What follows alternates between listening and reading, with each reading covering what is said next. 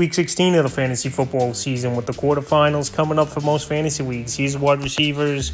Start sits, first start Jalen Waddle of the Miami Dolphins. So with Tyreek Hill out in last week's game versus the New York Jets, Jalen Waddle had a big ball game going over 120 yards and finding the end zone. So this week here, no doubt about it, a tough matchup once again versus the Dallas Cowboys. But we just saw this Cowboy team get shredded, even though it was on the ground for over 200 yards. But Jalen Waddle, we know, is a playmaker.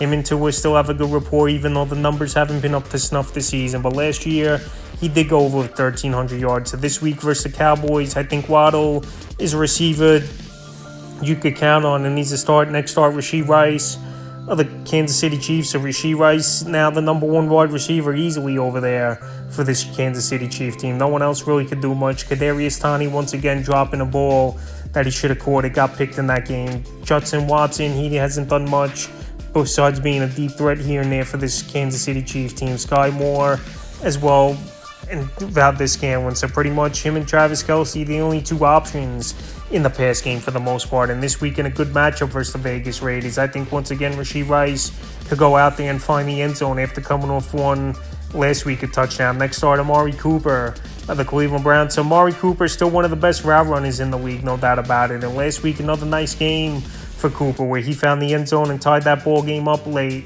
in the fourth quarter versus the Chicago Bears. So this week here in a pretty good matchup at the Houston Texans. Amari Cooper, I think, could go out there, have a nice ball game. Him and Flacco is starting to get a rapport going. And this Brown team, they're winning ball games with Joe Flacco at quarterback, where he's finding the open men and they're making plays. So Amari Cooper, I know sometimes he's disappeared throughout his career on the road, but Joe Flacco, a veteran quarterback, he knows how to get the ball to a veteran receiver like Cooper, and he's a start in a good matchup. Next start, Garrett Wilson of the New York Jets, who the quarterback is. We know he's a talented wide receiver.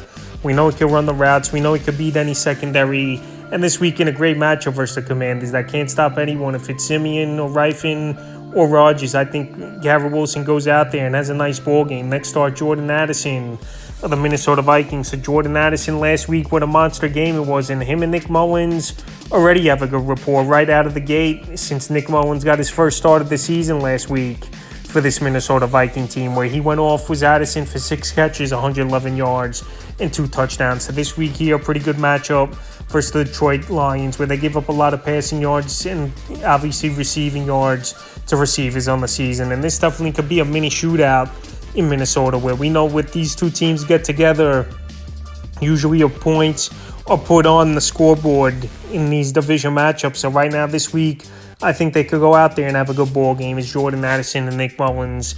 And he's a start once again. Next start, Deontay Johnson of the Pittsburgh Steelers. Deontay Johnson, believe it or not, the last few weeks, he's starting to find the end zone for this Pittsburgh Steelers team. The last 3 weeks here, Johnson is a touchdown each game. So this week, a decent matchup versus the Bengals. Give up the 15th most fantasy points to wide receivers on the season. And Deontay Johnson, we know, is a good route runner, has some of the best hands in the league.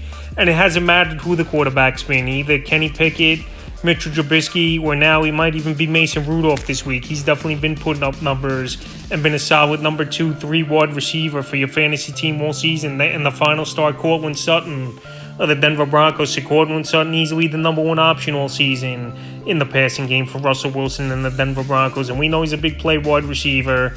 We've seen flashes of it over the last couple seasons, but injuries have definitely held him back.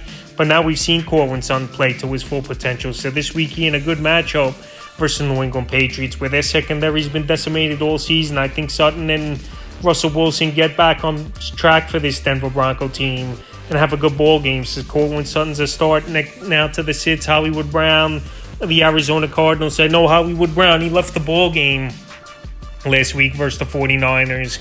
And he didn't play. And this week, a better matchup, no doubt about it, on paper at the Chicago Bears. But Hollywood Brown really hasn't done much since Kyler Murray returned to the lineup. He played better with Joshua Dobbs, believe it or not. But Kyler Murray leave a little bit in that ball game and then return later on. So right now, either way, Hollywood Brown, if he plays or not, he's a sit for me. Next sit, Drake London of the Atlanta Falcons. So Drake London, no doubt about it, it's a talented receiver, a playmaker, and a guy every week has potential to go out there and put up a 100-yard game. But once again, another bad game it was for him.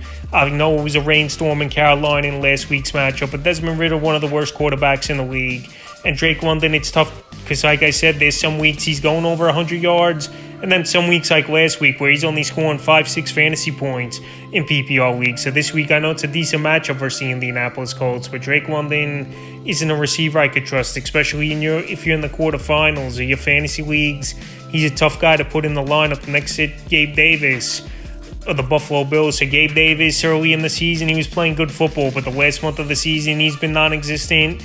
And this offense definitely shifted over there in Buffalo to a run-first type of approach over the last few weeks. Cook break out and be a big-time running back for this Buffalo Bill team. So right now, Gabe Davis on paper, I know it's a great matchup, but the last few weeks, he's had some goose eggs under his belt, and there's no way I would trust him. He's a sit next to Adam Thielen of the Carolina Panthers. Adam Thielen, he got off to a hot start to start the year, but the last few weeks he really hasn't done much. Only one double-digit fantasy game in the last 5 games here for Adam Thielen. And this week here, middle of the pack matchup versus the Green Bay Packers. I know the Packers got torched in last week's game by Mike Evans and Chris Godwin, but Adam Thielen, at this point of his career, he's not the type of receiver in route running or even making big plays like a Mike Evans or Chris Godwin. So with Jair Alexander possibly returning as well this week, and also teams have zeroed in on Adam Thielen and try to make Jonathan Mingo, Marshall, and DJ Chark try to beat him at the receiving core.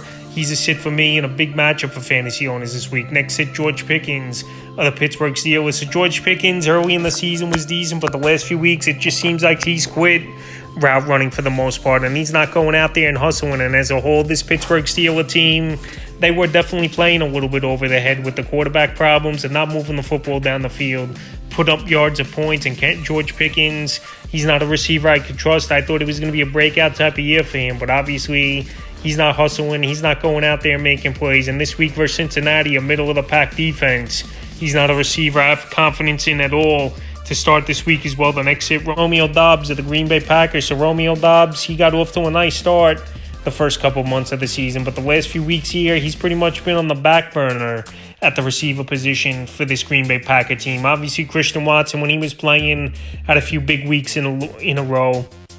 Jaden Reed, he's looked good in his rookie season, but I know he got banged up with the toe injury as well in Week 15. And even the Tavian Wicks had a nice ball game with 97 receiving yards in last week's matchup. So this week, believe it or not, on paper, they give up the 5th least amount of fantasy points is the Panthers to wide receivers on the season. So with Dobbs not doing much over the last couple weeks, and Jordan Love, we've learned this year, has been a quarterback that could spread the football out to all targets on the offense. There's not really one guy in this offense that's a slam dunk to start each and every week. In the final sit, Brandon Cooks of the Dallas Cowboys. So this Cowboy offense, it's been a weird offense all season. I know they're amongst the league leaders in points per game, but there's some games Brandon Cook pops off for big ball games, and then there's some games like last week where he didn't do much at all, is Brandon Cooks, even though this Cowboy team didn't do much as well. So right now, Brandon Cooks, he's a wide receiver to have as a sit this week. So this week, he definitely could have a big ball game versus the Miami Dolphins, but I'm not 100% confident he could do that because we don't know what we're going to get from Cooks. He's been a hot and cold type of receiver all year, so that's why receiver start sits for Week 16 of the fantasy football season.